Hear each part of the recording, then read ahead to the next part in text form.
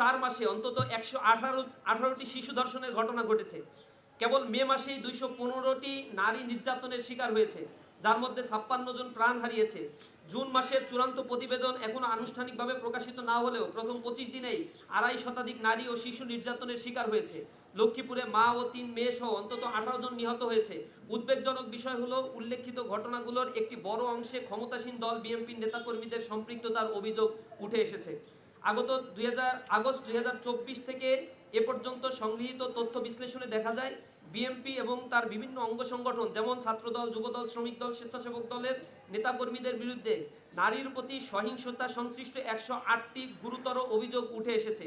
এর মধ্যে রয়েছে 69টি ধর্ষণ, 15টি গণধর্ষণ, 12টি ধর্ষণ চেষ্টা, 9টি ঘটনায় ধর্ষকদের আশ্রয় প্রশ্রয় দেওয়ার অভিযোগ উঠে এসেছে। একই সময় বিএনপির নেতাকর্মীদের বিরুদ্ধে 287টি খুনের ঘটনাও বিভিন্ন সূত্রে উঠে এসেছে। এসব পরিসংখ্যান স্পষ্টভাবে নির্দেশ দেয় যে রাজনৈতিক আশ্রয় প্রশ্রয়ে একটি অপরাধী চক্র দেশের আইন শৃঙ্খলা পরিস্থিতিকে মারাত্মকভাবে অবনতির দিকে ঠেলে দিয়েছে এবং সারা দেশে জননিরাপত্তা আজ গভীর সংকটের মুখে পতিত হয়েছে।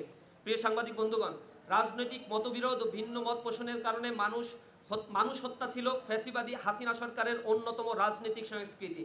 কিন্তু অত্যন্ত পরিতাপের বিষয়, ফ্যাসিবাদ উত্তর বাংলাদেশে বর্তমান সরকারের আমলেও আমরা সেই একই পুরনো অপসংস্কৃতির পুনরাবৃত্তি দেখতে পাচ্ছি।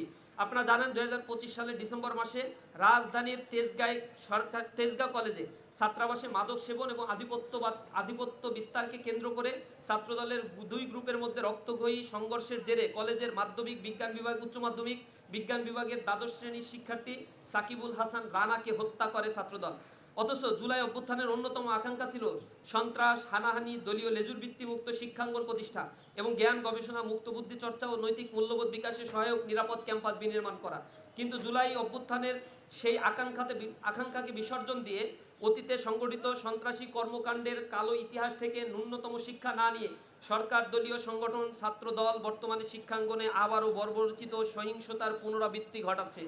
শুধু তাই নয়, গত 10 জুন নোয়াখালীর সেনবাগে মসজিদের সামনে মাদক বিক্রির প্রতিবাদ করায় স্থানীয় শহীদ জিয়া স্মৃতি সংসদের সভাপতি এবং বিএনপি কর্মী রশিদ ও মাদক কারবারি হারুন গংদের বর্বরচিত হামলায় আরাফাত হোসেন ফাহিম নামে এক এসএসসি পরীক্ষার্থী নিহত হয়। সেই ঘটনায় আরও 4 জন গুরুতর আহত হয়।